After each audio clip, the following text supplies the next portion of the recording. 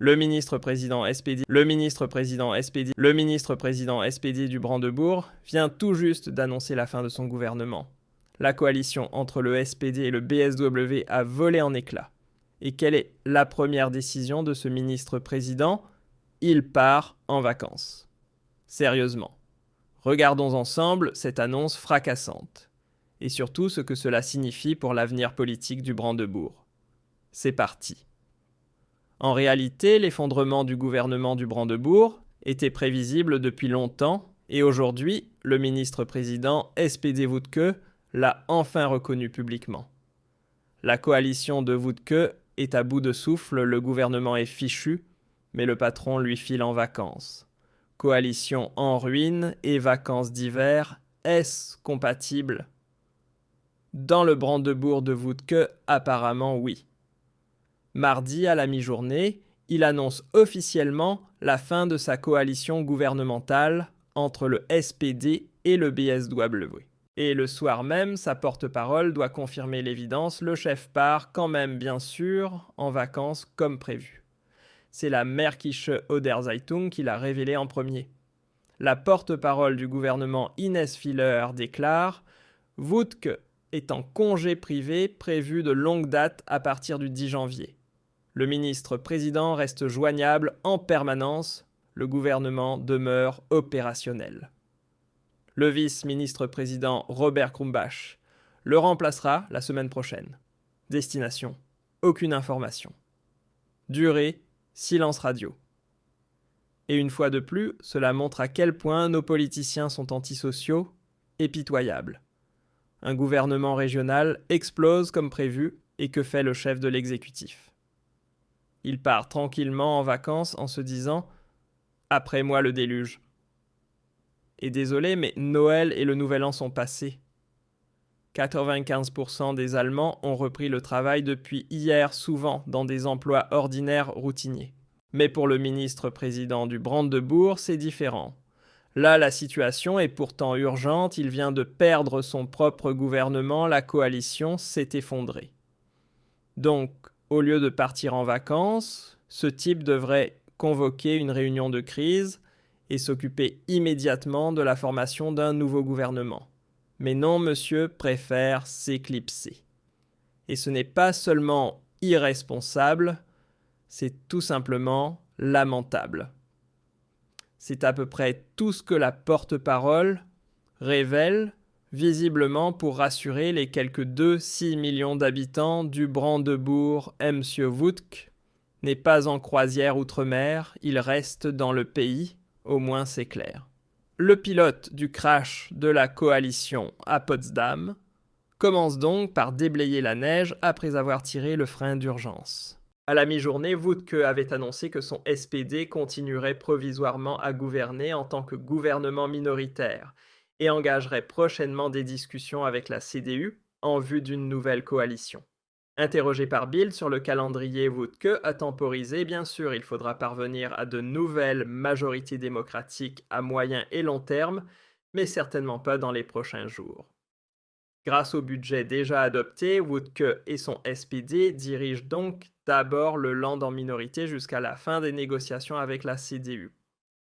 L'homme qui, selon la porte-parole du gouvernement, assure simplement l'intérim pour le vice-président en vacances, est précisément celui qui, lundi encore, a quitté le parti Wagenknecht pour rejoindre le groupe parlementaire du SPD, le ministre des Finances, Robert Krumbach, désormais sans parti. C'est donc sur lui que Woutke s'appuie pendant ses vacances. Et là, ça devient de plus en plus incroyable. Justement, Robert Krumbach, ministre des Finances, expulsé sans ménagement du BSW hier et aujourd'hui, sans étiquette politique, c'est lui qui continue désormais à diriger le gouvernement. Et d'un point de vue strictement partisan, on peut à la rigueur comprendre la manœuvre, puisque Krumbach avait déjà annoncé son intention de passer dans le groupe parlementaire du SPD. Mais d'un autre côté, ce type n'a pratiquement aucune expérience gouvernementale, et encore moins de ce que signifie diriger tout un land. Il apparaît clairement comme un pur opportuniste qui a utilisé le BSW comme tremplin pour accéder au gouvernement et décrocher un poste ministériel bien rémunéré. En somme, il est passé du statut de parfait inconnu à celui de dirigeant provisoire d'un land entier. Oui, une carrière typiquement à la SPD. Et du côté du BSW, évidemment, la colère est immense, car le Brandebourg semble désormais être, après la Thuringe, le land, comptant le plus de traîtres au BSW. Il faut dire que le BSW s'était comporté comme un partenaire junior empressé auprès de la CDU et du SPD, et à peine arrivés au pouvoir, ils ont jeté par-dessus bord tous leurs principes et idéaux, trahissant au passage leur propre chef de parti. Voilà pourquoi, depuis longtemps déjà, on pariait sur le land, qui s'effondrerait en premier, la Thuringe ou le Brandebourg. Et cette fois, c'est le Brandebourg qui a craqué. À peine le gouvernement tombé que les membres du BSW commencent déjà à passer dans les rangs du SPD. Et c'est uniquement pour cette raison qu'un gouvernement CDU-SPD devient désormais possible. Voici à nouveau les résultats des élections du Brandebourg 2024. SPD 32 sièges, AFD 30 sièges. CDU 12 sièges, BSW 14 sièges. Pour obtenir une majorité, il faut 45 sièges, et seuls le SPD et le BSW les atteignaient ensemble. 46 sièges. Le SPD et la CDU, eux, n'arrivaient qu'à 44 sièges, exactement la moitié, donc aucune majorité.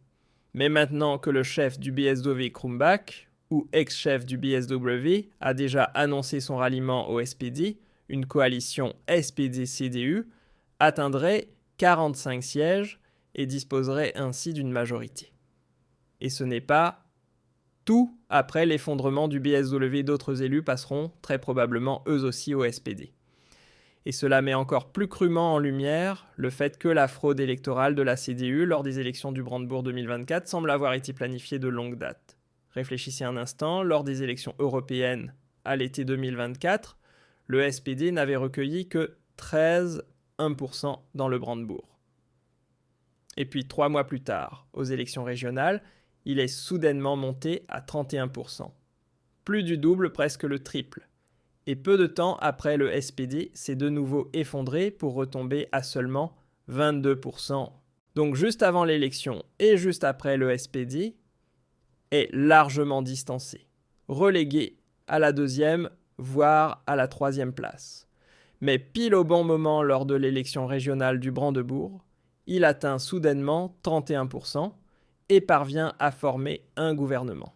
Et cela montre une fois de plus que le scrutin a été massivement manipulé, d'autant plus que le ministre-président CDU Kretschmann avait lui-même appelé à ne pas voter pour la CDU, mais pour le SPD, afin de rendre une majorité possible.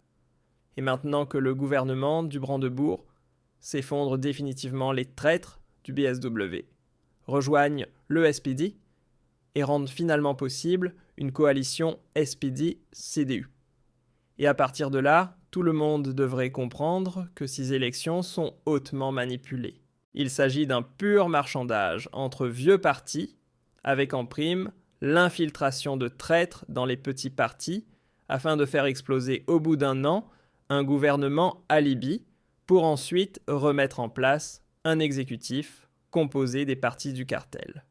Et le chef de l'AfD, oui, Christophe Berndt, a parfaitement résumé ce que devrait apporter de nouvelles élections M. Wutke, un gouvernement régional digne de ce nom. Ainsi, l'AfD réclame logiquement des élections anticipées et elle les remporterait haut la main. Actuellement, l'AfD est crédité de 35% dans le Brandebourg, tandis que le SPD n'est plus qu'à 22%. Le SPD sombrerait sans bruit et il ne resterait alors qu'une seule option, un gouvernement composé de l'AfD et du BSW. Autrement dit, avec ce qu'il restera du BSW dans le Brandebourg, une fois que tous les traîtres seront partis. Qu'en pensez-vous ? Pourriez-vous imaginer un gouvernement AfD plus BSW ? N'hésitez pas à me le